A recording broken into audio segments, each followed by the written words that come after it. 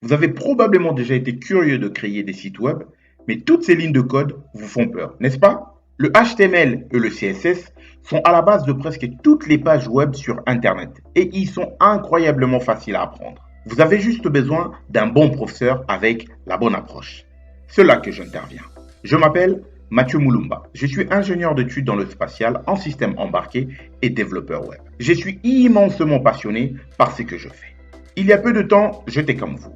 Et je n'avais aucune idée de la façon dont les sites web sont construits. Encore moins c'est quoi le HTML, le CSS et tout ce blabla me semblait tellement compliqué. Je vais vous livrer un secret aujourd'hui. Vous savez quoi?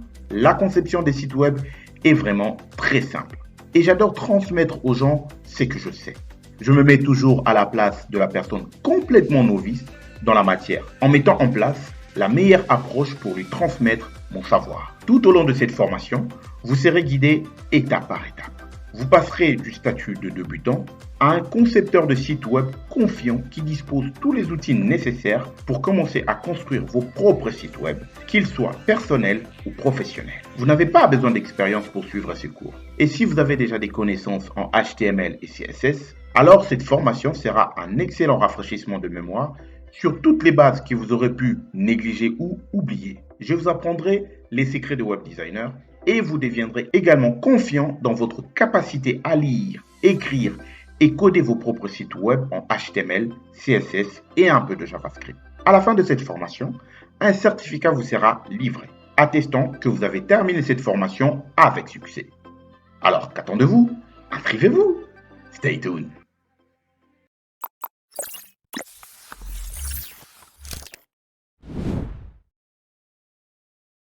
Nous allons introduire ce cours avec les bases des technologies et les éléments autour d'un site web. En effet, avant de commencer à concevoir des sites Internet, il est donc impératif de savoir comment marche un site web.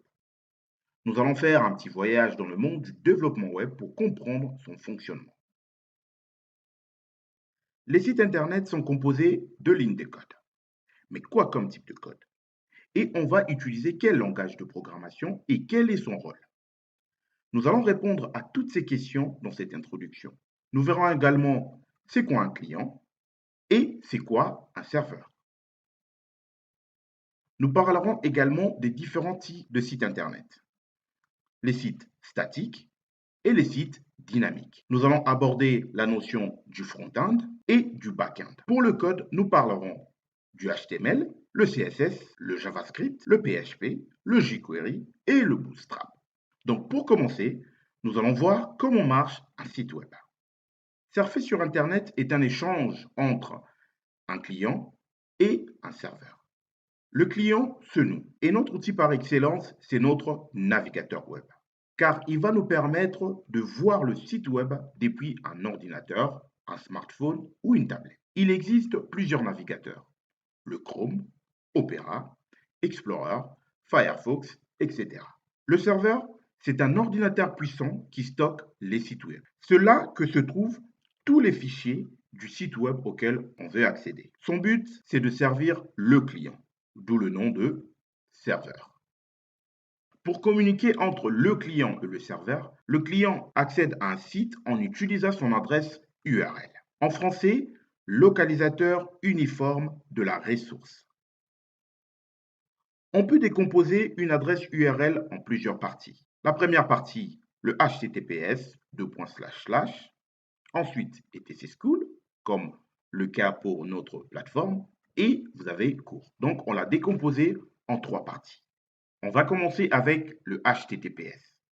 Ce qu'il faut savoir, le S qu'on a devant veut dire que le certificat SSL est activé pour notre site web. C'est-à-dire que le site et les contenus de notre site web est sécurisé. C'est pour ça que j'attire votre attention. Quand vous allez sur un site web, pour savoir si le site il est sécurisé, regardez en haut à gauche, juste à côté du lien de ce site, vous verrez un cadenas. C'est-à-dire que le certificat SSL est activé. Si ce n'est pas le cas, vous aurez un triangle avec un point d'exclamation dedans, ce qui veut dire que le certificat SSL n'est pas activé, c'est-à-dire le contenu du site n'est pas sécurisé. Le HTTPS est le nom du protocole de communication entre le client et le serveur. etcschool.fr, c'est le nom de domaine de notre site. Très souvent, vous entendrez parler de DNS, qui veut dire en anglais Domain Name System. Ensuite, vous avez le /cours/. C'est le nom du répertoire où se trouve notre cours. La communication entre le client et le serveur se fait en 3 étapes. Premièrement, le client commande une page web au serveur. Le serveur va préparer cette page web au client. Et la 3e étape, le serveur va envoyer la page demandée par les clients pour être affichée sur l'écran du client. Donc, nous avons 3 étapes. La commande de la page, la préparation de la page, donc la préparation de la commande, et la réponse à la requête qui était l'étape 1 vers le client.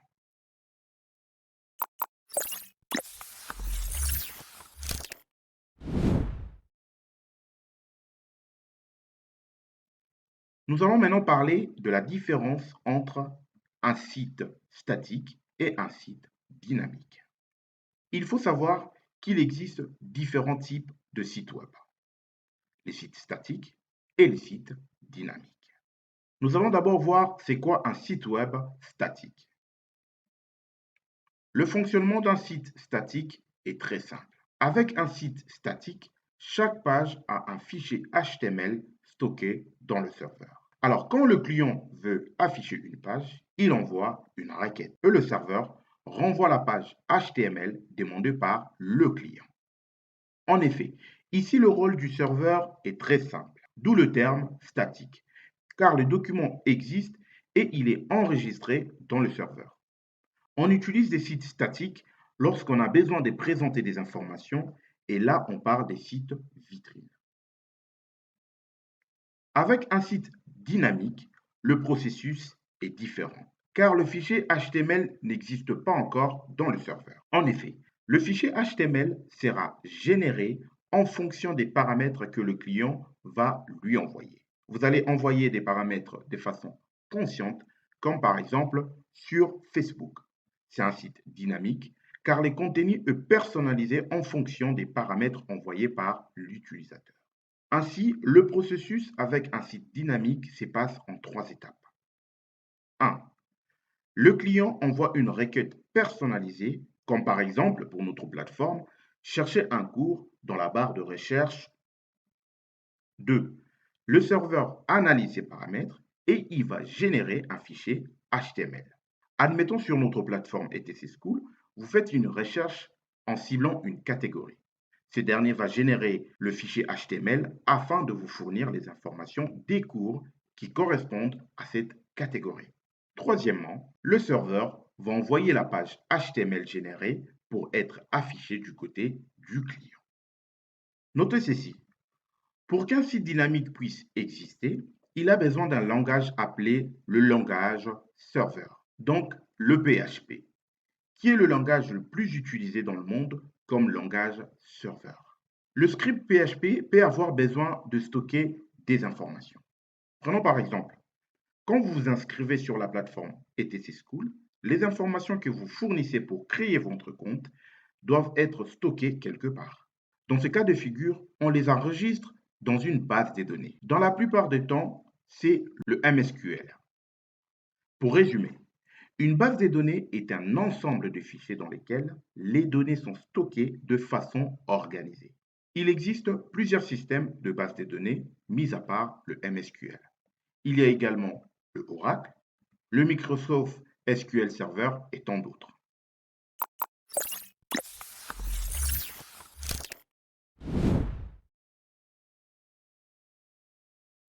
Maintenant, nous allons nous poser la question de quoi sont composées nos pages web. Comme vous l'aviez compris, la visite d'un site web, c'est le résultat de la communication entre le client et le serveur. Donc, ce que notre navigateur recevra du côté client sera écrit en langage client. C'est la partie visible qu'on appelle le front-end.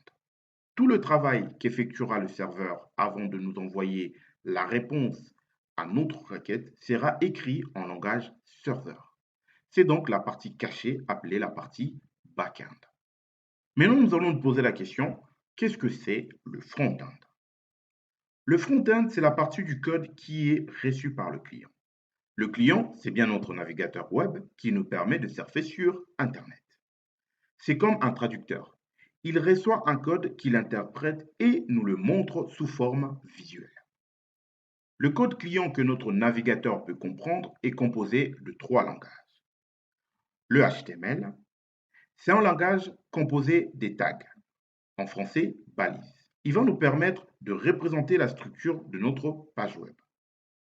Un paragraphe, un titre, une liste, des images, etc. Puis, nous avons un autre langage, le CSS. Le CSS, il permet de décorer notre page web. Il va désigner nos éléments HTML et va leur appliquer un style, la couleur, la mise en page, la disposition sur l'écran, etc. C'est pour ça, avec le HTML, on parlera d'un langage de style, car il donne un style à notre page web. Nous avons également le JavaScript. Il sera responsable de l'interactivité de notre site internet ou encore des animations sur notre page web. Notez ceci, un site internet peut être fait qu'avec du HTML et du CSS. Mais le JavaScript va permettre de donner plus de vie et d'esthétique à notre site internet. Nous profiterons également de parler de jQuery. Le jQuery est une librairie de JavaScript. Son rôle, c'est de nous simplifier la vie, c'est-à-dire les tâches courantes de JavaScript qui nécessitent de nombreuses lignes de code. jQuery nous les rend accessibles avec une seule ligne de code. Il gère aussi les problèmes de compatibilité entre les navigateurs, Chrome, Opera, Explorer, Firefox, etc. Donc on peut aussi le résumer comme un gestionnaire de compatibilité des navigateurs. Nous allons également parler de Bootstrap. Le Bootstrap est un framework HTML, CSS et JavaScript. Un framework est une structure qui contient de nombreux composants prêts à l'emploi, des boutons, des listes de roulantes, des menus, etc. L'avantage avec le Bootstrap est qu'il nous permet de développer responsive. C'est quoi le responsive? On va voir ça de suite. Le responsive est une façon d'appréhender la conception d'un site web.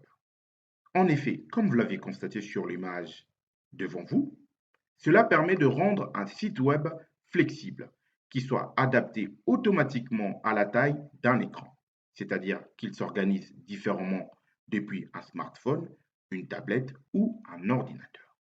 Nous allons maintenant voir c'est quoi le back-end.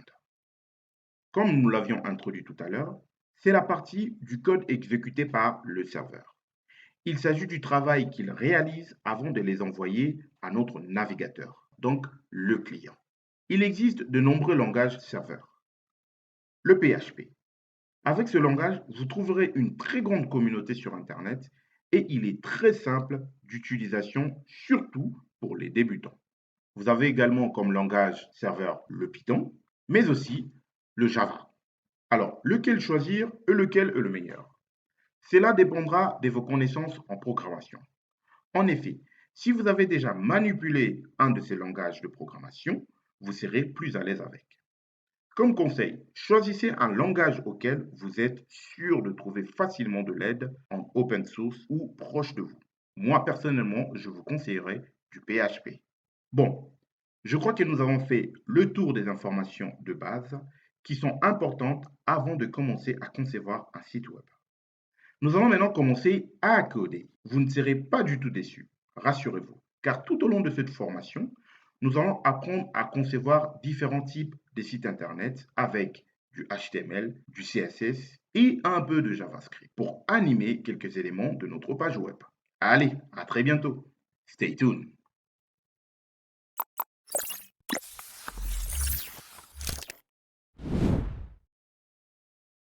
Dans ce chapitre, nous allons voir comment installer Visual Studio Code, qui est un éditeur de code qui va nous permettre d'écrire nos codes en HTML et CSS tout au long de cette formation.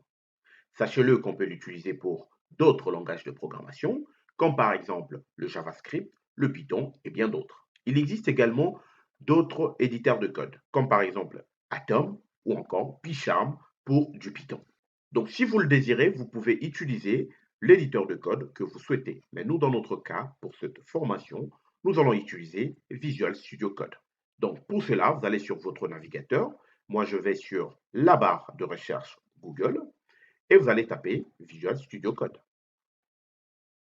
Ensuite, on va prendre le premier lien qui sort ici, donc code.visualstudio.com. Donc voilà, quand on arrive ici, vous voyez sur le bouton Download for Windows, donc télécharger pour Windows. Si vous utilisez un autre système d'exploitation, il suffit de cliquer sur la flèche vers le bas ici et vous allez sélectionner votre système d'exploitation. Si vous êtes sur du Linux ou encore du Mac OS. Dans mon cas, moi j'utilise Windows, donc je vais tout simplement cliquer sur le bouton là, Download for Windows. Donc, le téléchargement du fichier exécutable se lance. Une fois que c'est terminé, nous allons lancer l'installation. Donc, vous allez sélectionner « Je comprends et j'accepte les termes du contrat de licence ». Suivant. On va faire suivant. Assurez-vous que cette case-là, ajoutée à patte, soit bien cochée. Vous pouvez également créer une icône sur votre bureau. Moi, je ne vais pas le faire, mais toutefois, vous pouvez le créer. Et on fait suivant et installer. Une fois que l'installation finie, dans le prochain chapitre, nous verrons comment installer des extensions avec Visual Studio Code. Donc voilà, c'était très simple pour cette installation. Donc, une fois que c'est terminé, vous faites terminer. Je vous vois au prochain chapitre.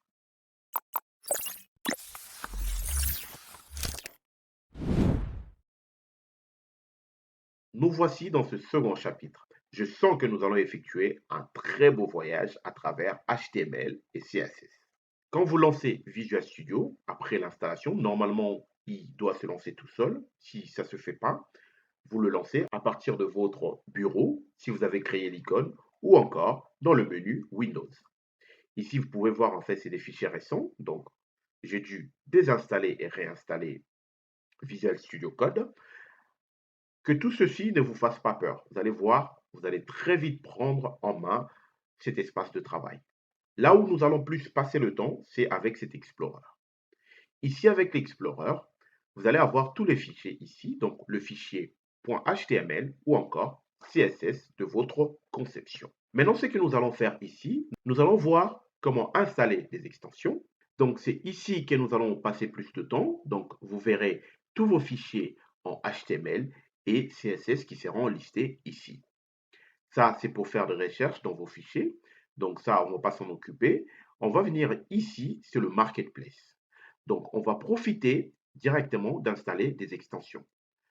Alors, la première extension que nous allons installer, ça va être Material Theme. Ici. Donc, on va de suite prendre le premier là. On va l'installer. C'est pour la couleur. Je pense que quand vous avez lancé votre Visual Studio, normalement, vous avez une couleur de base qui doit être un fond noir. Donc, moi, pour mon cas, je vais sélectionner en fait la couleur préférée. Je vais prendre le Material Theme Pale Night. Donc, je vais prendre celui-ci. Vous voyez, on change de fond. Tout ceci, c'est pour éviter en fait d'avoir mal aux yeux quand on fait du code.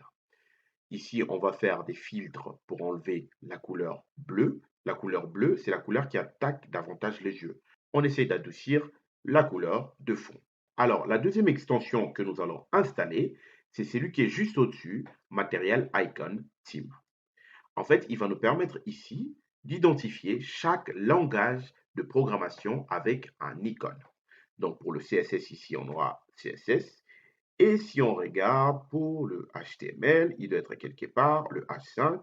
Je pense que vous l'aviez peut-être déjà vu avant moi. Donc voilà, c'est à ça que ça va servir. Par exemple, si vous êtes sur du Java, votre fichier Java ici, vous aurez l'icône qui identifie bien, c'est l'extension JavaScript. Donc voilà, on va l'installer. Voilà. Une fois qu'elle s'est installée, donc vous voyez ici, c'est déjà installé. Pour le savoir, donc c'est une install pour désinstaller. Donc, nous avons installé cette deuxième extension qui est l'extension 2icônes. Nous avons presque fini avec l'installation des extensions.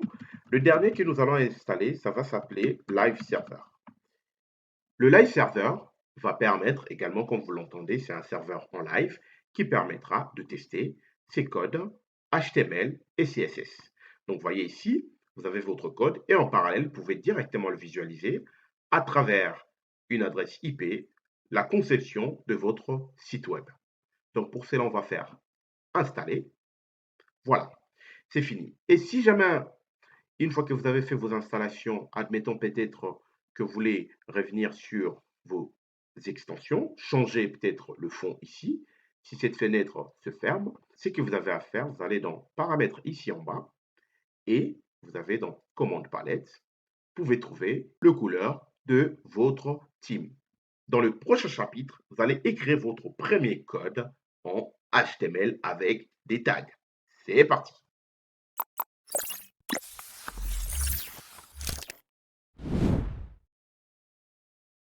Voilà, nous voici dans ce troisième chapitre où nous allons aborder notre premier code en HTML. Ce cours va être divisé en trois parties. La première partie, qui est la partie qui va consister à voir les fondamentaux de HTML, comment faire des paragraphes, des en-têtes. Et la deuxième partie, ça sera la partie CSS. CSS qui nous permettra de disposer les images ou encore les tests à des endroits précis de notre écran.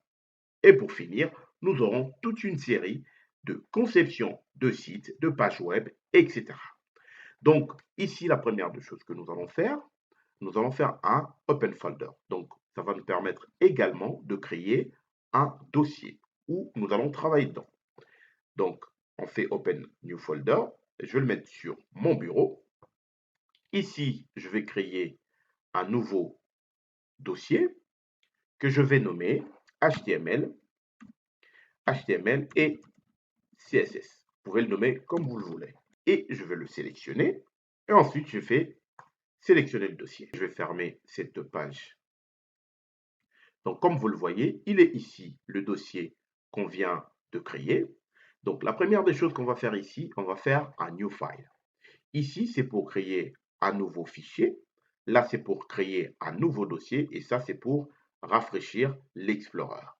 Donc, on va créer un nouveau fichier. Le premier fichier qu'on va créer, ça va s'appeler index.html. Vous posez certainement la question, pourquoi index? Ici, il est dans l'Explorer, donc l'éditeur qui s'est ouvert ici. C'est pour ça que vous le voyez en double, mais il est dans notre dossier HTML et CSS. Index parce que quand vous allez lancer votre site sur le navigateur, la première des choses que le navigateur va faire, il va venir chercher un fichier qui s'appelle index.html pour run, si on peut dire, run votre page web. Mais cela ne veut pas dire qu'on doit avoir qu'un seul fichier HTML. Vous avez la possibilité d'avoir d'autres fichiers, comme par exemple un fichier qui peut être la page FAQ, faq.html. Donc, ça, c'est possible. Donc, on peut créer différentes pages et faire appel à ces pages-là. Donc, on va fermer ceci. Nous, pour l'instant, on ne va pas aller là-dessus. Donc, la première des choses qu'on va faire ici, nous allons voir les bases en HTML. Nous allons voir c'est quoi les tags. Et pendant ce cours, ce que nous allons faire, en fait, je vais écrire du texte et nous allons directement essayer de le comprendre en même temps en exécutant sur le navigateur, voir ce qui se passe réellement avec les différents éléments de conception d'un site web en utilisant le langage de programmation HTML. Vous allez voir que le langage HTML, c'est un langage de programmation très basique et simple à apprendre parce qu'il n'utilise que des balises, ce qu'on appelle des tags. Alors, ce que nous allons faire, nous allons créer un fichier où nous allons poser des questions et nous allons répondre directement. Vous voyez, ce fichier n'a pas d'extension, donc c'est juste comme une feuille où nous allons éditer du texte. La première question qu'on va se poser, on va dire, c'est quoi le HTML? Nous allons répondre à cette question par une définition. Déjà, nous allons définir en anglais qu'est-ce que ça veut dire HTML, donc Hypertext Markup Language. Et en français, langage de balises d'hypertexte. Comme vous pouvez le voir ici sur la définition sur notre écran, le HTML, c'est un langage qui permet de composer des pages web. On parle de langage de balisage et non de langage de programmation. Langage de programmation comme le Python. Ici, ce n'est pas le cas. Car le but de HTML, c'est d'encadrer les différents éléments présents dans une page. Des images, des titres, des paragraphes, etc. par des balises pour leur permettre d'être mis en forme secondairement via une feuille de style.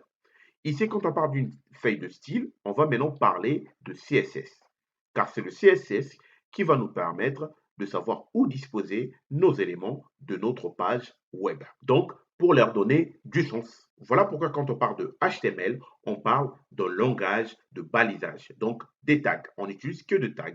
Nous allons voir ça de suite. On va voir l'exemple de suite avec le fichier index.html qu'on vient de créer. Donc, nous allons aller sur notre fichier index. Vous allez taper H1, d'accord?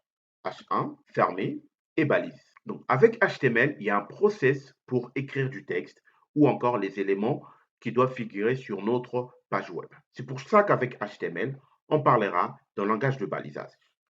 Ici, nous avons un H1 qui est un heading. On va voir le détail plus loin. On va juste faire un exemple ici. Je vais dire bonjour et bienvenue à la formation HTML et CSS. D'accord? Et ce que vous allez faire un CTRL S, donc pour sauvegarder. On va aller ici, on va faire un clic droit, Open with Live Server. Alors, qu'est-ce qui va se passer ici une fois qu'on a run le Live Server? Il va directement ouvrir votre page web sur votre navigateur par défaut. Donc, pour moi, c'est les Firefox. Vous voyez ici notre texte. Bonjour et bienvenue à la formation HTML et CSS. Vous avez également la possibilité, si vous voulez utiliser un autre navigateur, de directement ouvrir votre navigateur, que ce soit Chrome. Donc, ce que vous pouvez faire ici, vous allez ouvrir où se trouve le fichier, donc le fichier index.html, et directement le glisser ici sur votre navigateur. Vous voyez, il ouvre directement une page web que nous venons de créer ici. Alors, c'est ça ce qu'on appelle un langage de balise, c'est-à-dire on utilise des balises. Ça, en fait, les crochets que vous avez ici, là, c'est des balises qui enferment du contenu. Nous avons commencé avec des crochets ici, donc le H1, c'est pour mettre le H1, et pour fermer ici, on a mis un anti-slash H1, c'est-à-dire on a fermé notre balise. Vous allez peut-être vous poser la question, pourquoi sur notre page, on ne voit pas ces H1, ces balises? Non, on ne peut pas les voir parce que c'est ça le process avec le HTML. Donc, on utilise des balises pour contenir des éléments de notre page web. Alors, ce qu'on va faire ici, on va ajouter un paragraphe. Donc, pour le paragraphe, on va faire un crochet ouvert. On écrit P pour signifier le paragraphe. On va fermer. Dès qu'on ferme ici, il va nous créer en fait la fin du paragraphe. Et la fin de chaque balise est toujours marquée par un anti-slash, puis la référence de cette balise. CSS, je vais descendre ici, pour rendre notre page web plus stylée. Hop, c'est ce qu'il faut faire, donc on va faire un CTRL S, sauvegarder. On va rafraîchir notre page web ici. Voilà, nous avons notre paragraphe. Vous êtes en train de vous poser des questions. Pourquoi la ligne ne s'est pas arrêtée ici, là, pour passer à la deuxième ligne? Il y a des éléments également pour constituer notre page web, c'est-à-dire faire des breaks, faire des sauts de ligne, etc. Donc, admettons peut-être ici, quand on regarde notre page, après, voilà, on s'est dit, ouais, on aimerait peut-être que ça s'arrête ici, là, au niveau de page. Donc, il y a un élément qui s'appelle BR qui permet de faire un break. Donc, si on fait CTRL S, on actualise notre page. Donc voilà, il passe à la ligne d'après. Nous allons voir tous ces détails tout au long de cette formation. On va prendre notre page ici, d'accord? Pour analyser un code HTML de n'importe quel site web, donc vous faites un clic droit sur la page, vous allez dans Afficher le code source de la page. Vous voyez ici notre code source qu'on vient d'écrire. Regardez, vous voyez. Donc on a notre élément H1 ici, donc notre balise qui se ferme là. Dans notre code, ici, vous le voyez là. Puis, nous avons notre paragraphe. Donc, vous pouvez directement, avec cet élément d'inspection, voir comment est construit une page web. Et je vais prendre par exemple l'exemple de Google. Ça ne sera pas très simple pour comprendre tout ça. Mais vous êtes en train de voir, en fait, il y a une certaine façon, un process qui permet en fait de réaliser des pages web. Donc ici, vous allez voir une balise HTML, etc. Vous avez des éléments à l'intérieur. Donc tout ça, nous allons voir du détail tout au long de cette formation. Donc pour résumer ici, tout ce que nous avons à l'intérieur ici, donc c'est ce qu'on va appeler là, c'est un élément HTML, d'accord? Notre balise ici avec le H1, ça c'est un élément HTML. Notre paragraphe ici, c'est un élément HTML. Admettons si dans notre code ici, on veut ajouter un paragraphe, d'accord? Dans les prochains chapitres, nous verrons comment intégrer des images. Okay. Si on sauvegarde, on lance ici, juste pour attirer votre attention. Donc ici, nous avons deux éléments différents. C'est des paragraphes qui vont se suivre l'un après l'autre. Donc ici, si je run le code, vous voyez ici, on a deux paragraphes différents. Donc nous avons deux éléments HTML différents.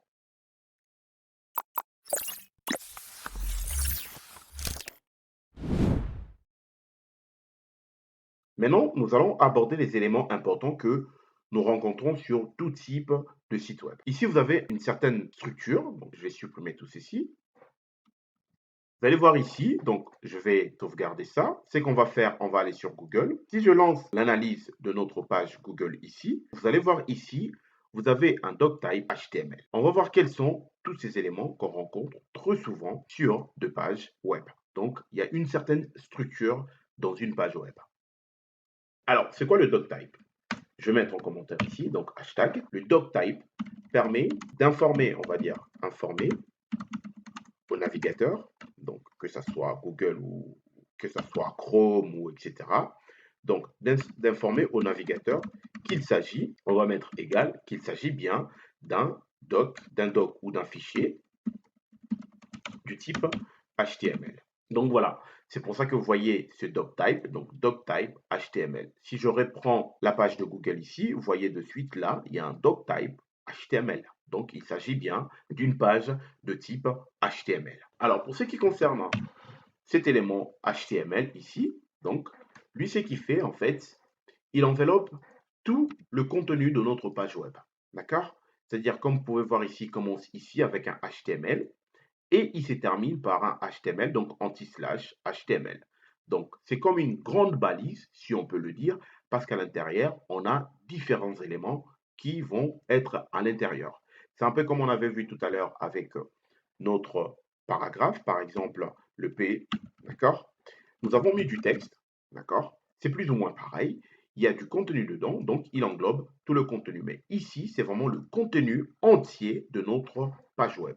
Donc, il englobe le tout. Il enveloppe tout le contenu de notre page web. Notez-le qu'il est important l'ordre.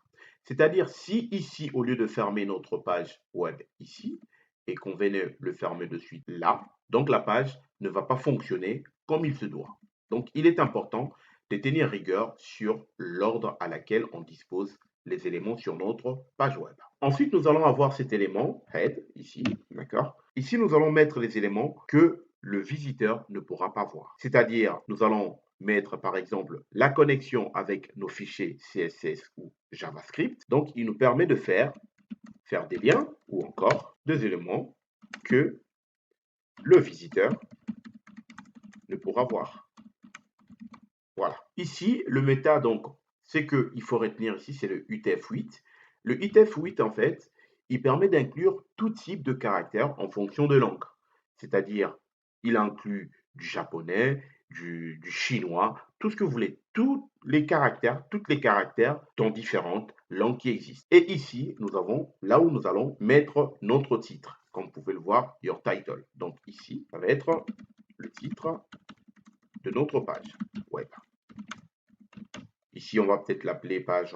Allez, je vais dire bonjour. Alors, pour notre analyse, nous allons prendre une nouvelle page web, parce qu'avec Google, comme vous pouvez le comprendre, ici, c'est une page compressée. On va prendre une page très simple à analyser. Donc, vous allez sur exemple.com, donc en anglais, example.com. Ici, si on fait l'analyse, alors le titre, comme vous pouvez voir ici, si on vient regarder dans les titles, donc vous faites votre inspection, vous voyez ici, on a notre titre, d'accord? Exemple domaine. Donc c'est le titre que le visiteur voit ici là sur l'onglet de votre page web. Donc si on prend notre page web ici, on sauvegarde et qu'on actualise de nouveau, vous voyez ici, notre titre de la page s'appelle maintenant Bonjour. Donc comme vous pouvez le voir avec cet élément, cette page ici, donc vous retrouvez beaucoup d'éléments. Donc vous avez le doctype, vous avez le HTML, comme on a vu tout à l'heure. Le HTML, le tag, il commence ici et il se termine ici. Parce que ici, tout ce que nous avons à l'intérieur, donc c'est du contenu qui se trouve dans cette balise HTML. Donc, cette balise s'arrête ici, donc head. Ensuite, nous avons le body, d'accord? Comme son nom l'indique, le corps. C'est ici à l'intérieur que nous allons mettre les éléments que nous voulons afficher sur notre page web en entier. C'est-à-dire, comme on a vu tout à l'heure, nos paragraphes, nos titres d'en-tête, etc. On va prendre cette page web. D'accord? Ici, nous avons un titre, d'accord? Nous avons du contenu et des éléments, etc. D'accord? Ça, c'est un lien. Donc, si on regarde ici, donc on va venir voir ici, nous avons notre body, d'accord? Tout ceci, on va voir ça plus tard, c'est des éléments CSS, ok? Mais ici, vous voyez, nous avons notre body. Les divs, on verra également qu'est-ce que c'est. Vous avez ici un titre, donc le H1, que nous voyons ici là, qui est dans notre body. Le H1 qui est dans le body. Également un paragraphe, le paragraphe que nous retrouvons ici, donc tous ces textes qui se trouvent là à l'intérieur. On va faire un exemple rapide ici, donc mettre un titre en tête, donc en H1. Alors, pour le savoir, le H1 ici, comme je vous ai dit tout à l'heure, c'est une taille de caractère qui est en gras. Vous pouvez également utiliser d'autres éléments. Par exemple, si on met un H2, un HD, il sera plus petit. On verra tous ces détails plus tard. Donc, on va rester sur du H1. On va mettre un texte en blabla. Et ici, à l'intérieur, donc on va descendre, on va mettre un paragraphe. Donc ici, on va mettre un P. On ferme ici, on va mettre du blabla. Ça va être un paragraphe. Alors, avant de run cette page, on va mettre les commentaires comme il se doit, parce que quand on met des hashtags comme ça, c'est comme si on programmait en Python.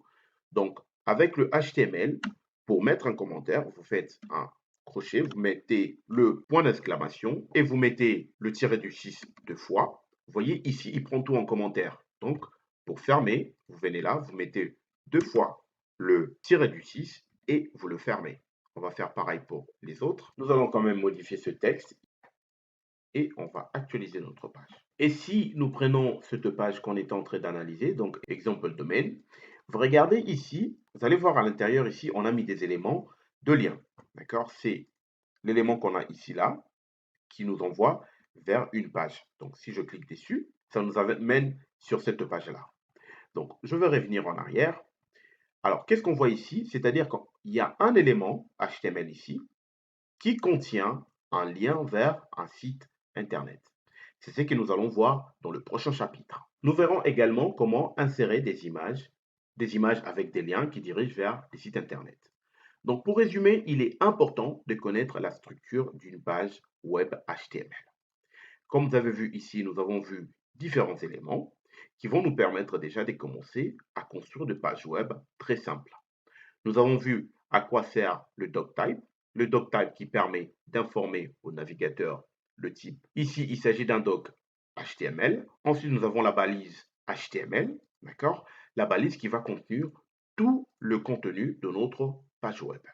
Nous avons le head qui permet de faire des liens avec nos éléments CSS ou encore JavaScript, mais également on peut mettre ici des éléments que le visiteur ne pourra voir. Vous avez le UTF-8 qui est un type standard qui inclut tout type de caractères en fonction des langues dans le monde, que ce soit du japonais, du chinois, peu importe. Le title qui permet de définir le titre de notre page et le body, c'est les éléments que nous allons mettre dans notre page web, que ce soit des titres, des paragraphes, des liens, des images, etc. Parce que juste après, nous avons la balise qui ferme le contenu entier de notre page web.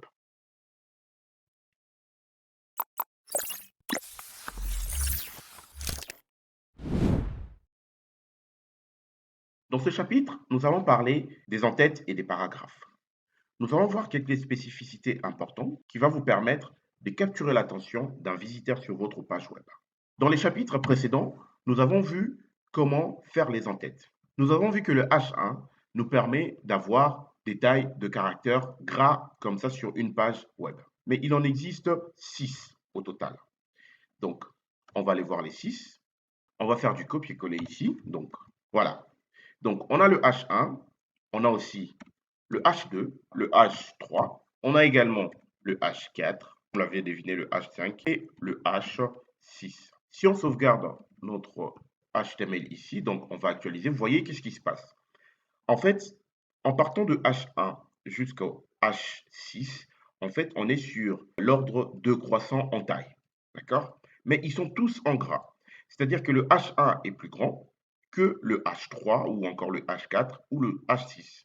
Je pense que vous l'avez remarqué que le H6 est même plus petit qu'un paragraphe.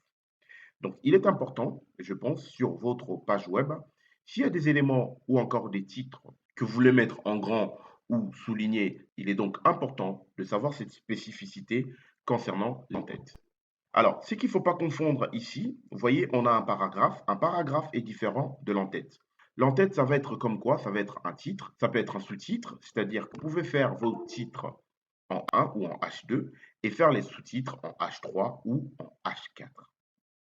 On va voir un autre élément important concernant les paragraphes.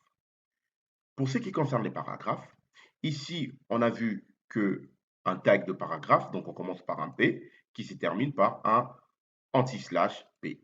Je pense que vous avez vu que c'est le même cas pour les entêtes, donc le H1, on commence par les crochets, et pour terminer, on a l'anti-slash H2. Donc c'est-à-dire ici, on a un élément HTML. Donc on a nos tags ici, là. Ce sont des tags différents. Maintenant, concernant les paragraphes. Admettons maintenant, vous vous posez la question, vous voulez mettre par exemple, on va changer ceci, vous voulez peut-être mettre là le paragraphe en gras, d'accord? Ou tout simplement, je vais enlever ça. Vous voulez mettre cet élément-là, donc c'est-à-dire ce mot-là en gras. Comment ça va se passer? Ici, on va utiliser une autre balise qui s'appelle strong, d'accord? Alors, on va mettre un strong ici. En mettant le strong, vous voyez, en fait, il est enfermé là. Donc, on va juste prendre cet élément-là. On va le couper ici, on va le mettre dans le strong. On va sauvegarder et on va actualiser notre page. Vous voyez qu'est-ce qui s'est passé là? C'est-à-dire ce qu'il a fait, il a mis notre élément ici en gras. C'est-à-dire cette balise va nous permettre de mettre des éléments en gras. Alors, il est donc important de savoir si on fait un strong ici. D'accord? Je vais le fermer là. Et si je continue mon paragraphe ici en dessous, je fais un sauvegarde, j'actualise. Qu'est-ce qui se passe? En fait, tout ce qui va venir dans mon paragraphe par la suite du strong va être en gras. Pourquoi il va être en gras? Parce que je ne peux pas fermer la balise. Donc, lui considère tout ce qui vient après, dans ce paragraphe, ça va être en gras. Parce que je n'ai tout simplement pas fermé la balise. Et si je viens fermer la balise ici, donc je fais un anti-slash strong, vous avez vu automatiquement, il le fait. Donc, j'actualise. Si du texte ici, ça va être en caractère normal. Il est également important de savoir un autre élément. On va supprimer tout ceci. Un autre élément ici qu'on peut utiliser si, par exemple, on veut mettre notre paragraphe ou encore un mot en italique. Alors, on va utiliser un élément qui s'appelle em, comme ça. Donc, on va récupérer ce mot, on va le mettre là-dedans. Qu'est-ce qui se passe avec le EM? EM comme ça, cette tag, il va nous permettre en fait de mettre des éléments en italique. D'accord? On va mettre notre texte en italique. C'est pareil pour ce tag.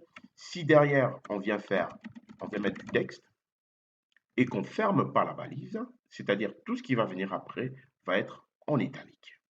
Donc pour le fermer là, on va mettre un anti-slash EM, donc il le fait automatiquement.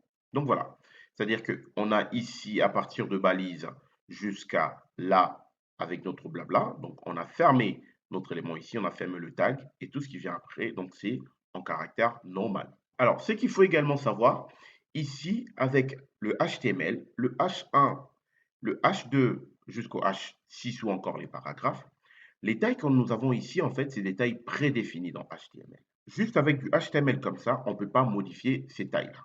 Mais si on intègre le CSS, Il sera donc possible de pouvoir définir la taille que l'on souhaite pour notre H1, notre H2, notre H3, etc. ou même pour nos paragraphes. Il y a un autre élément qu'on va voir ici concernant les paragraphes. Admettons ici, nous avons toujours notre paragraphe ici, d'accord? On met du texte par la suite. On va sauvegarder. Si on lance, qu'est-ce qui se passe? C'est-à-dire que le texte va continuer jusqu'au bout de la page. C'est-à-dire que si on continue avec nos blabla, même si on fait un entrée ici, on vient sur la ligne d'après, on fait encore un trait, on vient sur la ligne en dessous, etc., etc.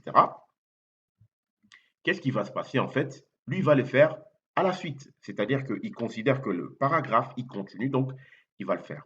Il y a un élément qui va permettre également de faire des sauts de ligne, c'est-à-dire que vous avez fait une phrase ici, vous souhaitez que cette phrase s'arrête peut-être au niveau de V là et passer à la ligne suivante. On va utiliser un élément qui s'appelle le BR. On va faire un BR comme ça. Si on actualise, là, hop, en fait, c'est l'élément qui va nous permettre de sauter de ligne. C'est-à-dire, on vient ici, on marque la fin de notre ligne. Et on arrive ici, admettons là où il y a le L. Donc, à peu près, on va essayer de le repérer. On va peut-être le mettre ici. Pour un break, donc on fait des breaks. Et si on actualise, qu'est-ce qui se passe en fait? On saute de ligne. D'accord? C'est-à-dire que ça, c'est des éléments, c'est des choses importantes à savoir quand vous êtes en train de concevoir votre page web. Donc voilà ce qui en est des en-têtes, donc de titres et des paragraphes. C'était quand même important de faire un focus sur ces éléments indispensables dans la conception de votre page web en utilisant les éléments HTML.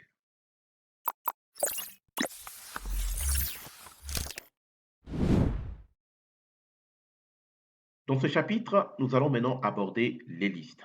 C'est quoi une liste d'ailleurs? Je vais attirer votre attention. Ce que vous voyez ici, là, d'accord, sur notre barre d'outils ici, donc File, Éditer, Sélection, View, Go, etc.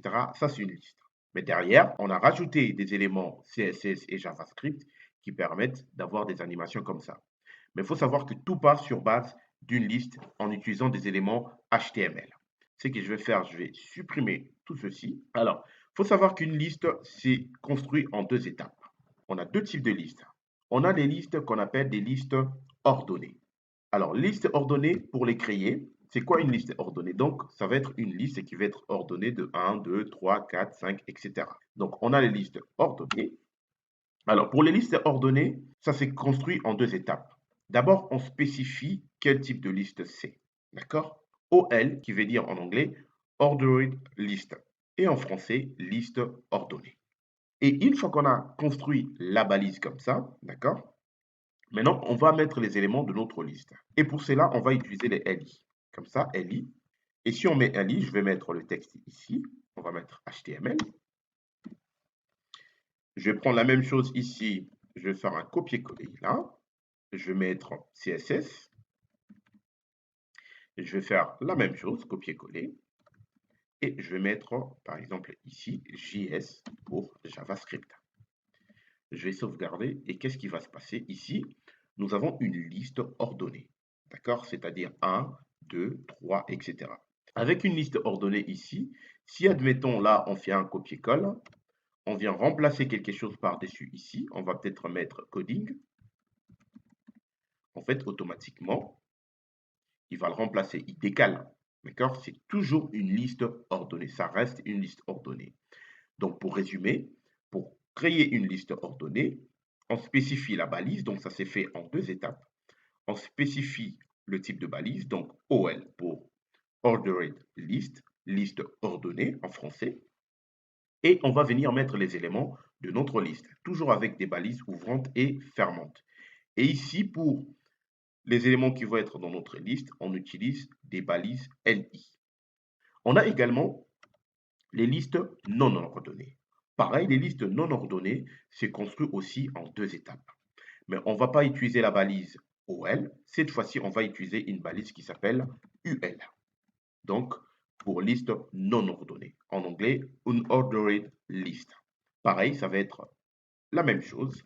Ici, on va récupérer les éléments. Ça s'est construit donc, on spécifie le type de balise. D'accord? Et on va mettre les éléments de notre liste. Donc ici, c'est une liste non ordonnée. Là, on a une liste ordonnée. Là, on a une liste non ordonnée. Voilà. Vous voyez, une liste non ordonnée, donc c'est spécifié avec des points. Pareil ici, si on vient rajouter un élément par-dessus, on fait un copier-colle ici. Il n'y a rien de spécial qui va se passer, donc c'est juste une liste non ordonnée. Il va lister les éléments.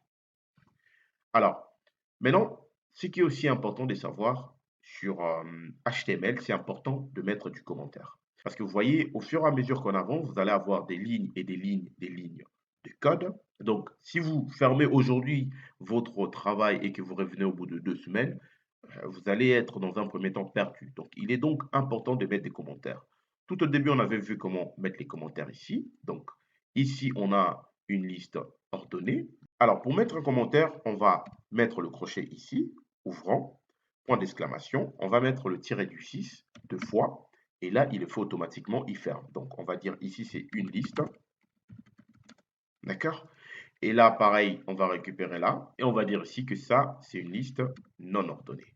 Donc, il est donc important de commenter son code. Il faut savoir que les commentaires, le navigateur ne le prend pas en compte. Donc, sur le navigateur, il ne va pas nous montrer les commentaires. D'accord? C'est-à-dire les commentaires, c'est pour nous. Le visiteur, quand il vient sur votre page web, il ne verra pas les commentaires. Donc, ça, c'est vraiment pour vous, en tant que développeur, de mettre du commentaire qui va vous aider, mais également un autre membre de votre équipe qui va reprendre votre code pour l'améliorer ou encore ajouter des choses sur votre page web ou encore des fonctionnalités. Donc, il est donc important de mettre du commentaire même pour vous. Nous allons voir un autre point ici. On a vu comment créer nos deux listes ici, d'accord? Les listes ordonnées et les listes non ordonnées. On peut également imbriquer, d'accord, une liste non ordonnée dans une liste ordonnée. C'est-à-dire ici, on a mis du coding. Alors, ce qu'on peut faire ici, on va venir là, en dessous, on va intégrer un UL. D'accord? On va intégrer un UL ici. On va ouvrir la balise et la fermer. Et là, on va mettre l'élément. Donc, je vais récupérer tout simplement le HTML ici. Je vais faire un CTRL X. Et je vais le coller là. Alors, qu'est-ce qui va se passer ici? On va sauvegarder et on va lancer. Vous voyez, qu'est-ce qui se passe? C'est-à-dire, on a une liste ordonnée et on peut mettre des éléments non ordonnés à l'intérieur. C'est ce que vous faites souvent même avec Word. C'est-à-dire que vous créez une liste ordonnée et en dessous, vous avez une liste non ordonnée. Donc, on peut insérer des éléments comme ça. Donc, je vais récupérer ça, je vais les coller ici en dessous. Et hop, donc voilà, si on sauvegarde, hop, voilà. Donc, on a créé une liste ici, on a tout décalé. On va voir également pour les balises, quand on le crée, en fait, ce qui est important, c'est de savoir quand est-ce que commence une balise et où elle se ferme. Vous voyez, ici, ils sont alignés. Les éléments qu'on a ici à l'intérieur font partie de cette grande balise-là, OL. Donc, on peut également faire la même chose ici. On va faire un copier, un coller. Et là, dans notre deuxième liste ici, on va dire par exemple, allez, on va dire commentaire. Et hop, on va faire CTRL S. Voilà. Alors là, vous vous posez la question, ah ben, qu'est-ce qui se passe là? On a un ici, on a un là. Et là, il a notre liste non ordonnée. C'est parce qu'on a créé deux fois une liste ordonnée. D'accord? On a ouvert ici, on a fermé là. Pour lui, en fait, cette balise s'arrête là. C'est la balise 1, c'est la balise ordonnée, mais on a juste l'élément qui est là, d'accord? L'élément ordonné, c'est coding. Mais cette balise se ferme ici.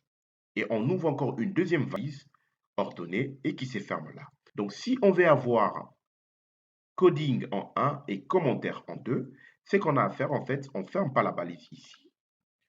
On va supprimer tout ça, d'accord? Et la balise va se fermer là. Vous voyez, la balise commence là et elle se ferme là. Je pense qu'avec le temps qu'on commence à passer là-dessus, vous vous rendez compte à quel point la programmation HTML est très simple. Vous voyez maintenant, nous avons ouvert la balise ici, elle se ferme à ces niveaux-là. Et là, nous avons deux gros éléments. Donc, on a le LI, le coding et le commentaire. Nous avons le 1 et le 2. Donc voilà, ici, c'est ce qu'on va vraiment appeler des listes imbriquées. Il faut voir ça comme si on était en train de créer des menus, d'accord? Parce que les menus, ça part sur base des listes. Regardez ici, vous avez en fait une liste ici, d'accord? C'est un menu, d'accord? Et à l'intérieur, ici, si on clique dans File, on a encore des sous-listes. Et derrière, on a encore d'autres sous-listes, etc., etc., etc., qui nous amènent sur d'autres éléments. Donc ici, avec cet ordre-là, ce qu'on peut également faire, donc vous avez la possibilité de créer encore d'autres sous-listes. Il suffit ici d'ajouter un élément ici qui va être un UL. D'abord, avant de le faire, ce qui est important, vous voyez ici, nous avons notre balise HTML, d'accord? Elle se ferme ici. Vous voyez qu'il y a des traits qui signifient en fait tout ce qu'il y a dans son contenu. C'est pareil pour le body qui arrive jusqu'ici. Alors, des fois, ce qui est important, c'est de spécifier vraiment les éléments qui se trouvent dans des blocs d'éléments, d'accord? Des blocs d'éléments HTML. Comme par exemple ici, nous avons cette balise-là qui est le LI là, d'accord? Nous avons du contenu ici, on peut dire que ça, c'est à l'intérieur. Donc, on va tout sélectionner, on fait la touche Tab. C'est vraiment pour avoir quelque chose de propre également ici, parce que vous allez très vite voir, une fois que vous aurez en fait des lignes et des lignes de code HTML, ça risque d'être embrouillant. On ne saura plus quel élément est dans quel élément. Donc, c'est vraiment bien de pouvoir soigner son code. Donc, on va ajouter une liste dans une liste ici. Donc, c'est qu'on a à faire. On va créer une liste non ordonnée, d'accord? Et à l'intérieur, donc cette liste se trouve ici à l'intérieur. Donc, on va faire la touche tabulation. Et là, on va mettre notre élément qu'on veut mettre. Donc, on va mettre un LI. Et hop, on va dire par exemple, on va actualiser notre page. Vous voyez, donc on commence à avoir des listes dans des listes. Donc, vous pouvez continuer avec ça, vous pouvez aller plus loin avec des listes de 3 niveaux, 4 niveaux, etc., etc.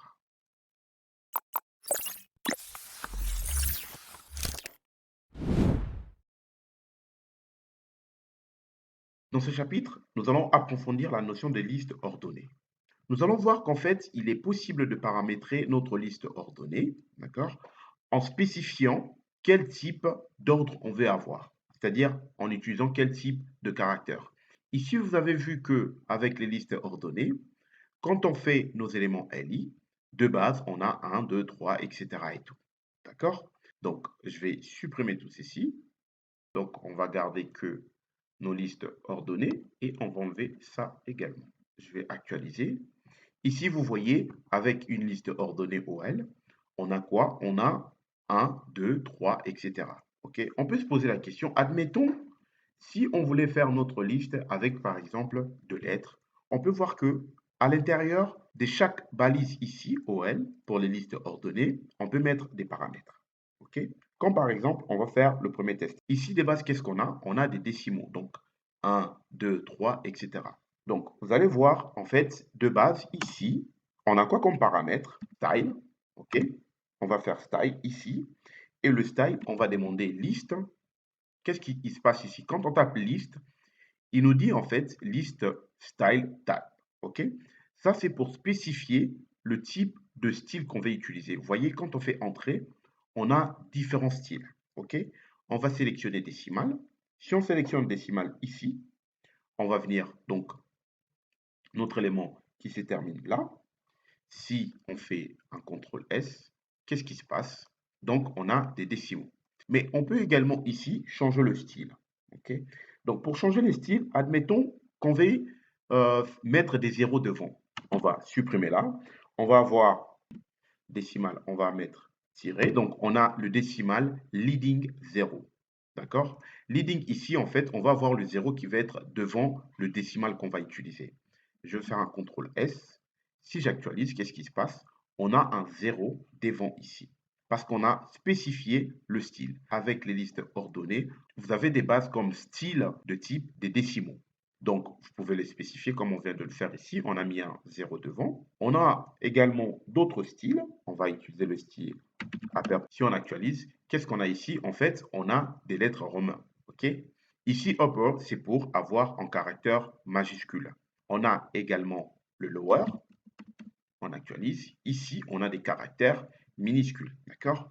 On a également donc d'autres styles. On va regarder là. Donc, on avait quoi? On avait vu tout à l'heure. On avait également le upper alpha. Vous voyez, alpha ici, c'est d'avoir de A à des B, machin, en majuscule. On peut avoir aussi un lower. Okay. Donc là, on a vraiment les lettres de l'alphabet. CTRL S, on actualise. en minuscule. Vous voyez, en fait, vous avez la possibilité de paramétrer votre liste ordonnée. Tout va dépendre de la façon dont vous êtes en train de construire votre page web. On a encore d'autres styles ici qu'on va tester rapidement. Donc, on a le lower. On va utiliser le lower Greek ici. Hop, le lower Greek, qu'est-ce qui se passe ici? Donc, il nous donne en fait les lettres grecques. Les lettres grecques ici, notamment, c'est souvent pour les mathématiques. Vous avez les alpha, les bêta, etc. et tout. Donc, si je crée un autre élément ici de la liste, hop, on fait un CTRL S, on actualise. Vous voyez, en fait, il nous sort les lettres grecques. Encore deux spécificités qu'on va voir. Tout va dépendre vraiment de votre choix. On va voir des spécificités qui sont importantes. Ici, on va revenir avec, je vais prendre ici, donc je vais ici le mettre, allez, on va le mettre en quoi? En style basique. Donc, on va dire décimal. Décimal ici. Je vais sauvegarder, je vais actualiser. Ici, en fait, on a la possibilité, avant de mettre le style, on peut dire, on veut que notre liste commence par exemple avec le chiffre 3 ou 4. C'est-à-dire, on fait un saut de chiffres. Comment on fait cela? On va dire start égale. Start égale ici, on va dire, tu commences par 3. Je vais sauvegarder. Vous voyez ici, en fait, notre liste commence par 3. OK? Donc, on a 3, 4, 5, 6. Donc, il a sauté les 1. Pareil, ici, si je mets le 5, j'actualise. Qu'est-ce qui se passe? En fait, il fait un saut, il commence à 5. Et si on change ici, on va le mettre, par exemple, on ne va pas mettre décimal, on va mettre alpha, on va mettre un upper alpha. On fait un CTRL S. Qu'est-ce qui se passe? Il commence à la lettre E. E, c'est quoi? C'est la 5e lettre de notre alphabet. Et si on le met en lower, voilà. Admettons que vous avez une liste qui est continuelle et à l'intérieur, vous voulez mettre par exemple des paragraphes. OK? Vous pouvez mettre un paragraphe juste au-dessus ici ou encore un paragraphe. Je vais donner un exemple. On va revenir ici. On va enlever le start. OK? Vous pouvez enlever le start ici. Vous mettez votre paragraphe qui commence avec le ABC, etc. et tout. Donc, on commence avec ABC. Vous arrivez à C ici. Vous voulez mettre en fait des paragraphes, mais ne pas casser en fait votre ordre. Donc, avec le start, vous pouvez effectivement spécifier ici, créer une deuxième liste ordonnée ici. D'accord? Admettons ici, on va le laisser comme ça. On va mettre notre paragraphe là. Je vais récupérer tout ça. Je vais faire un copier. Je vais le coller juste ici en dessous. D'accord? Et là, je vais dire, là, tu vas start, tu m'enlèves tout ça. Hop, on enlève tout ça. On a, bref, on va laisser comme ça. On a A, B, C, D, E, donc 1, 2, 3, etc. Ici, on va dire, donc, tu vas commencer avec le 5. OK? On va mettre start ici. On va mettre 5. Je sauvegarde. Et qu'est-ce qui se passe ici? Il est en italique, c'est tout à fait normal parce que je ne pas fermer mon EM ici, ma balise. Donc, je vais la fermer ici. On va sauvegarder. Voilà, vous voyez qu'est-ce qui se passe? C'est-à-dire, on a notre liste ABCD, on a du texte et pour ne pas casser, on fait la suite avec EFGH.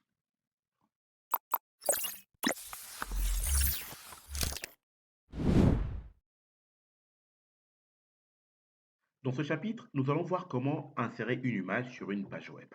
Nous allons le faire de deux manières. Vous pouvez insérer une image à partir d'un dossier qui se trouve dans votre dossier qui embarque tout votre contenu HTML, comme on avait créé ici, donc notre dossier HTML. Mais on peut également insérer une image comme un lien, c'est-à-dire une source externe. On verra également comment insérer une image dans une liste. Donc, pour commencer, on va d'abord créer un dossier. Donc, vous allez dans Explorer ici. On va créer un nouveau dossier. On va créer ce dossier, on va l'appeler IMG. Ce dossier va contenir nos images. Alors, ce que je vais faire, je vais aller sur le bureau, je vais insérer deux images dans ce dossier. Les images, vous les trouverez dans les éléments à télécharger directement dans le cours. Comme vous pouvez le constater, donc le dossier qu'on vient de créer ici, là, il a directement créé un dossier à l'intérieur de notre dossier HTML et CSS. Je vais coller mes deux images à l'intérieur. Maintenant, ce qu'on va faire, on va aller insérer ces images. D'accord? Ces images, maintenant, ils sont là-dedans. On les retrouve ici, dans notre dossier IMG. On va supprimer tout le contenu ici. Alors, pour insérer une image, on va utiliser des balises spécifiques qui vont nous permettre d'insérer une image. On va insérer cette image, on va regarder, allez, on va l'insérer juste ici. On va insérer notre première image ici qui s'appelle etcstore1.png. Donc, l'extension du fichier, c'est du type PNG. On va l'insérer à ce niveau-là. Donc, hop, on va faire ceci. Donc, pour insérer une image, on va utiliser les balises spécifiques aux images. Donc, c'est IMG. IMG, et on va spécifier donc la source. On ne ferme pas encore la balise. On va faire src, qui veut dire source. Et là, on va mettre la source où se trouve notre image. Alors, ce qu'il faut faire, dans un premier temps, donc, pour l'insérer, on va regarder l'image se trouve dans le dossier IMG. Donc, vous allez taper IMG, le nom du dossier, slash. Et là, vous voyez, quand on met slash, en fait, il nous permet directement d'aller à l'intérieur de notre dossier et il nous montre les éléments qui se trouvent à l'intérieur. Donc, on va sélectionner le premier là, ou tout simplement, vous pouvez le taper à la main. Et ensuite, une fois qu'on a fait ceci, c'est qu'on va faire maintenant. Vous allez, on va fermer là. On va maintenant fermer notre balise. Donc, anti-slash, on ferme la balise. On va sauvegarder. Et si on actualise la page, vous avez vu, en fait, on a chargé notre image. Vous dites, ah, l'image, elle est trop grande et tout, on voit rien. On va juste agrandir l'écran. Voilà. Nous avons notre image ici. Maintenant, il est également possible de réduire la taille de notre image ici. Dans un premier temps, avant de réduire la taille, admettons que on a essayé de charger l'image. L'image, en fait, ne se charge pas. Je vais, par exemple, supprimer le 1. Je vais actualiser. Hop. Vous voyez, il marque comme quoi, en fait, il y a une image, mais qui ne charge pas. C'est-à-dire que on a fait une bêtise quelque part, ou encore c'est pas le bon nom, ou encore on a tapé à la main, etc. Ce qu'on peut également faire, c'est-à-dire mettre le nom, c'est-à-dire nommer l'image directement sur HTML. Souvent, deux fois, vous le voyez, quand vous allez sur une page et qu'une image ne charge pas, vous voyez quand même le nom de l'image. Donc, comment on fait ceci? C'est qu'on va faire avant de fermer notre balise là, on va aller plus loin, donc on va faire un espace, on va taper Alt, ok? Vous voyez Alt directement. En fait, le Alt va nous permettre en fait de donner le nom à notre image. Ici, on va l'appeler, c'est quoi? C'est des écouteurs, on va dire écouteurs sans fil, et là, on va sauvegarder. Vous voyez, si j'actualise ici, qu'est-ce qui se passe? On voit que notre image s'appelle écouteurs sans fil, mais il ne charge pas correctement. Et si on veut prendre la bonne référence, faire CTRL S, on actualise, et là, on voit notre image. Par contre, le nom, on ne va pas le voir, parce que le nom est embarqué dans l'image, comme vous pouvez le voir ici.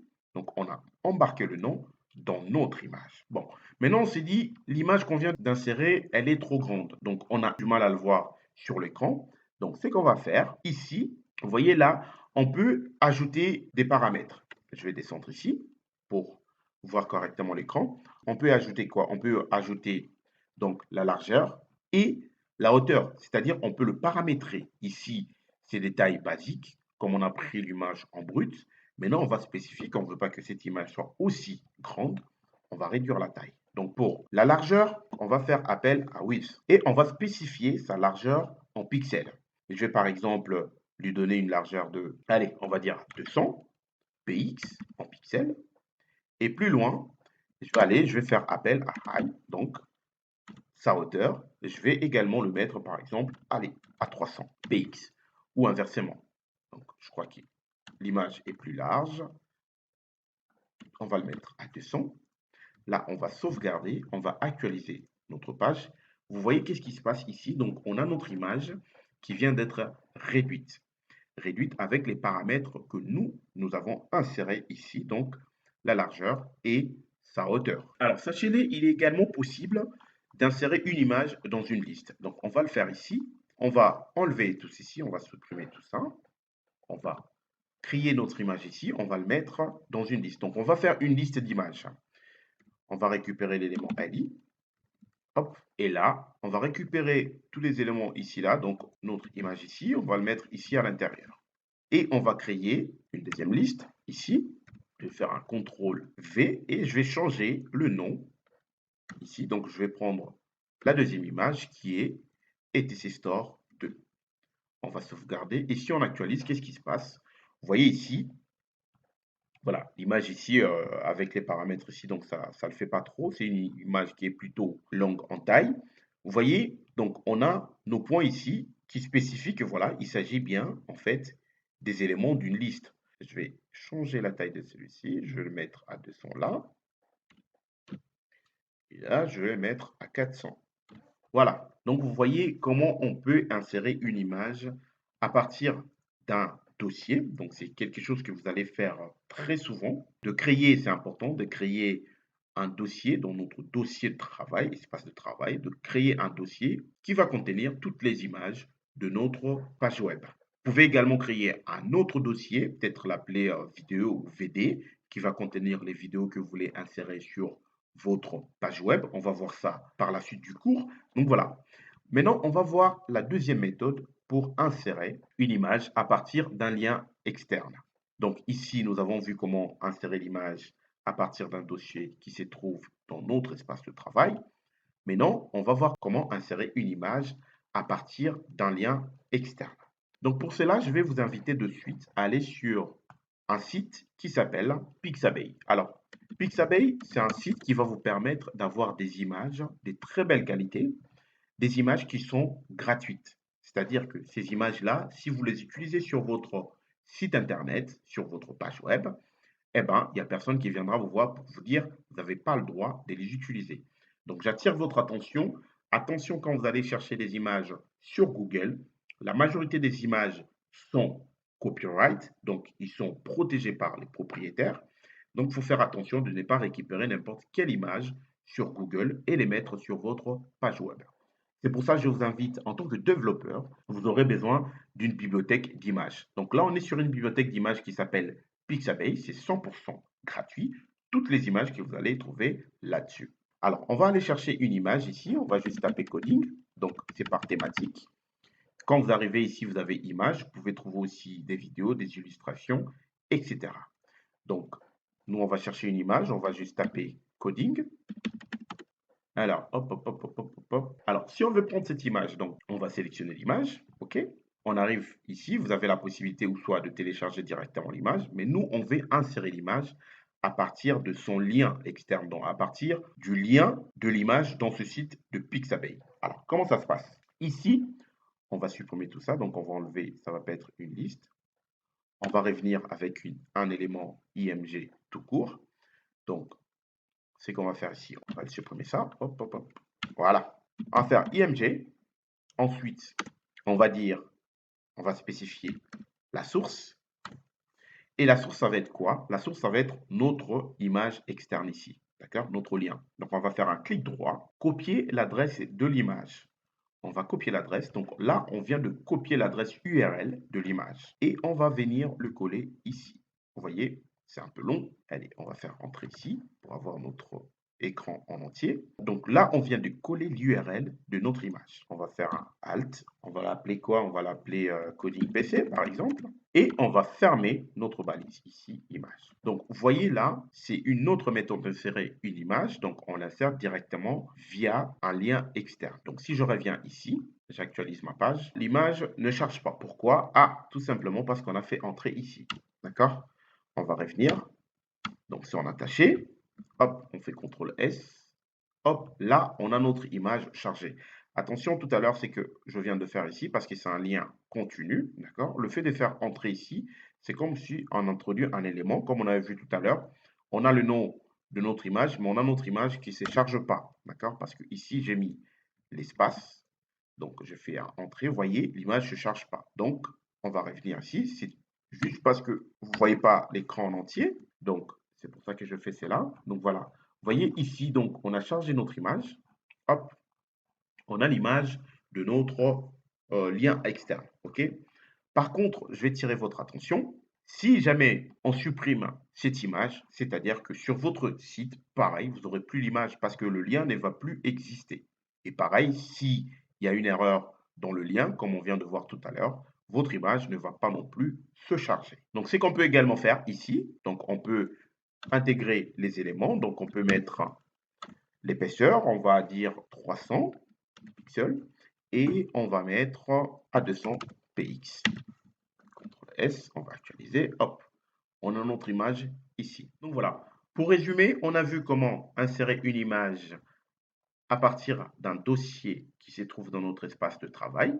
Donc pour cela, il faut spécifier le nom du dossier en utilisant donc le nom du dossier. Donc on fait nom du dossier, slash, l'élément ou la photo ou l'image qu'on va insérer.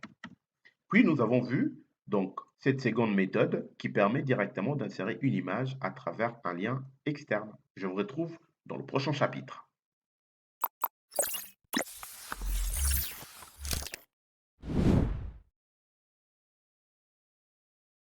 Bienvenue à la suite de cette formation. Dans ce chapitre, nous allons parler des liens, en anglais links. Les liens vont nous servir de créer des ponts entre différentes pages d'un même site web, ou vers des sites différents, donc des sites externes. C'est-à-dire, on va avoir du texte ou encore une image. En cliquant sur le lien, cela va nous diriger vers une autre page. Vous voyez, quand on a un lien, ici, quand on regarde ici, donc c'est juste du texte. Mais quand on arrive sur un lien, en fait, avec la souris, on a la main qui pointe. Vos utilisateurs vont être dirigés vers une page cible. Donc, pour cela, on va le faire juste ici en bas. Alors, les liens en HTML sont appelés les hyperlinks. Pour les insérer, on utilise l'élément, donc une balise A. Donc, la balise A, en tant que lien, vous pouvez insérer du texte ou une image. C'est-à-dire que le texte, ça va être un lien qui va diriger vers une autre page ou tout simplement une image qui va diriger vers une autre page. On va prendre un exemple ici. Donc, on va prendre le tag A. Alors, le tag A ici, vous avez vu, on a créé notre élément tag ici. Par contre, on va mettre une référence, ce qui va être notre hyperlien. Donc, on va utiliser aref ici et on va mettre où est-ce qu'on veut diriger notre lien. Alors, on va tout simplement le diriger vers Google. Donc, je vais coller le lien de Google ici. Hop. Donc voilà. Juste pour attirer votre attention, quand on met un lien, il faut toujours mettre le HTTP. Si vous mettez juste le www, il va croire que c'est une page qui est en local. On va d'abord voir cet aspect-là. Donc, on va se diriger sur Google. Si on sauvegarde, on lance ici, qu'est-ce qui se passe? On ne voit rien. On ne voit rien parce que cet élément ici, d'accord, donc notre tag ici, là, il doit être linké avec du texte ou encore une image. Donc, on va le mettre ici à l'intérieur. On va écrire aller sur Google. Et là, on va sauvegarder. Si on actualise ici, vous voyez, on a notre élément qui vient de s'afficher là, c'est-à-dire aller sur Google. Et là, si je fais un clic droit, donc on va l'ouvrir sur un nouvel onglet, qu'est-ce qui se passe? Et là, on est sur Google. Donc, il nous dirige vers Google. Si je clique ici, donc voilà, il nous dirige vers Google. Je vais revenir sur notre page. Maintenant, si on enlevait le HTTP, on va juste enlever tout ça. Je vais faire juste un CTRL X. Qu'est-ce qui se passe ici? Vous voyez, en fait, il se pointe comme quoi, en fait, c'est un lien. Il nous dit, voilà, c'est un lien, on peut cliquer dessus. Mais si on clique dessus, qu'est-ce qui se passe? Vous voyez, en fait, on a l'erreur de la page ici. Il est donc important de mettre le HTTPS. Maintenant, avec un lien, il est également possible de le mettre dans une liste. Alors, pour le mettre dans une liste, c'est tout simple. On va le mettre dans une liste non ordonnée. Qu'est-ce qu'on va faire ici? On va d'abord créer notre balise UL et on va mettre l'élément dans une liste. Donc, LI et on va sauvegarder. Donc voilà, là, on a notre lien dans une liste. Donc, si on clique là-dessus, si on vient sur le point, on ne peut pas cliquer. Donc, si on vient sur le lien là, on peut cliquer qui nous dirige vers Google. Donc, admettons ici, on va créer une deuxième liste. Donc, on va simplifier nos lignes ici. Je vais le mettre là. CTRL X. On va le positionner là. En voulant créer une deuxième liste, si je viens là, juste en dessous, je récupère l'élément A. Donc, je vais le fermer comme ça. Et à l'intérieur, ici, je vais faire un href. Je vais récupérer le même lien ici. Je vais le mettre là. Et ensuite, je vais faire quoi? Je vais mettre l'élément ali, donc pour la liste. Hop, on ferme ici. Et là, je vais mettre aller sur Google. À votre avis, qu'est-ce qui va se passer ici? Vous voyez que cette structure est complètement différente de l'autre. Donc, on a deux fois la même chose. OK? Ici, c'est le lien qu'on avait ici, donc qui marche très bien. OK? Si on clique dessus, ça nous emmène vers Google, c'est le premier lien. Si on vient sur le point ici, il ne se passera rien. Donc, pour aller sur Google, on va cliquer sur le lien. Par contre, si vous regardez avec le deuxième, ici, avec le point, on peut cliquer dessus. Et également, sur le lien, on peut cliquer dessus. Si on clique sur le lien, il nous emmène vers Google. Et si on clique sur le point, il nous amène aussi sur Google. Donc voilà. C'est juste une autre façon de faire. Le visiteur, quand il viendra sur votre page, il n'aura pas directement l'intention d'aller cliquer sur le point. Donc faites juste attention. Je pense que la meilleure méthode, en tout cas moi, la méthode que j'utilise, c'est plutôt celle-ci. On a vu comment insérer un lien à partir d'un texte sur notre page web qui nous dirige vers une autre page. Je vais juste descendre ici. Maintenant, nous allons voir comment insérer un lien en utilisant une image, c'est-à-dire une image qui va nous diriger vers une autre page. Donc pour cela, on va utiliser l'élément A, d'accord? La balise A. Ici, la balise A, on va l'ouvrir et fermer, d'accord? Cette balise ici va contenir des paramètres, comme on avait vu tout à l'heure. Donc, on va faire appel à href. Href ici, on va mettre la source. Alors, qu'est-ce qu'on veut? Moi, je veux que l'image que je vais insérer me dirige vers la etc store. Donc, je vais mettre le lien de la etc store. Toujours, je vous rappelle le HTTPS. Le S, c'est parce que le site est sécurisé, donc il y a le certificat SSL. Ensuite, on va faire appel à l'élément IMG, d'accord? La balise IMG. Donc, je vais faire ici IMG. Et dans IMG, je vais mettre la source. Alors, avec SRC. La source ici, on avait vu dans les chapitres précédents, on a la possibilité d'insérer une image via un lien externe, c'est-à-dire qui se trouve sur une autre page. On avait vu ça avec la bibliothèque d'images Pixabay, mais on peut également le faire à partir d'un dossier qui se trouve dans notre espace de travail. Donc moi, je vais utiliser le dossier IMG et je vais insérer l'image etc store 1. Donc pour cela, on avait vu, donc on fait appel au nom de notre dossier IMG, slash, et là, ça permet d'accéder à notre folder, donc à notre dossier. Je vais sélectionner l'image ici. Ensuite, je vais quand même lui donner un nom. On a vu avec l'élément Alt ici. Je vais dire que ça s'appelle, donc cette image s'appelle écouteur sans fil.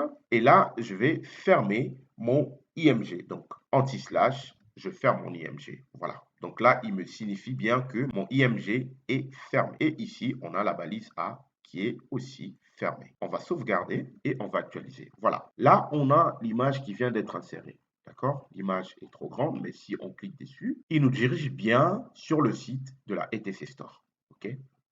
Donc voilà. Alors, on va juste redimensionner cette image. On avait vu les éléments qui nous permettent de redimensionner notre image ici. On va le mettre là avant de fermer. On va faire appel à quoi? Width, donc pour la largeur. On va le mettre à, par exemple, à 200 px, donc 200 pixels. Et le height, qui est la hauteur, je vais le mettre à, allez, on va mettre à 200 px. On va sauvegarder. On va actualiser. Voilà. Donc, nous avons notre image ici. Vous voyez, si je me pointe dessus, il y a la main. Là, également, on avait mis à travers un lien qui nous dirige vers Google. Et là, si je mets la main dessus, donc l'image ici me dirige vers la etc store. Maintenant, pour conclure avec ce chapitre, nous allons voir une autre méthode, c'est-à-dire la troisième méthode, pour insérer un lien qui dirige vers une messagerie.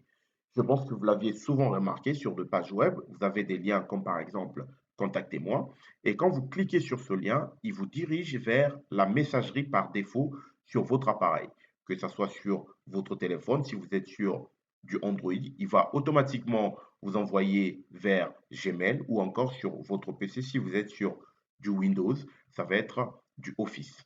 Donc pour cela, on va utiliser, on va le faire juste ici en bas de l'image. Donc on va faire appel à l'élément A. On va de suite le fermer, comme ça on n'oublie pas. Dans notre élément A ici, on va faire appel à href. Voilà. Et on va dire ici, pour envoyer vers une messagerie, on va taper le texte suivant, mail to. Mail to, et on va mettre deux points.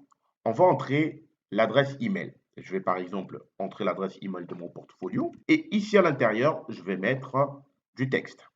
Je vais marquer contactez-moi. On va sauvegarder. Et maintenant, je vais actualiser. Qu'est-ce qui se passe? Voilà, il vient juste après l'image, donc pas grave. Alors, si je clique là-dessus, vous voyez en fait, automatiquement, il ouvre en fait la messagerie par défaut sur mon ordinateur. Ce qu'on va faire, on va le mettre dans une liste. On va le mettre juste ici en dessous. Donc, on va créer un élément LI ici. On va faire un LI. Et on va récupérer tout ça,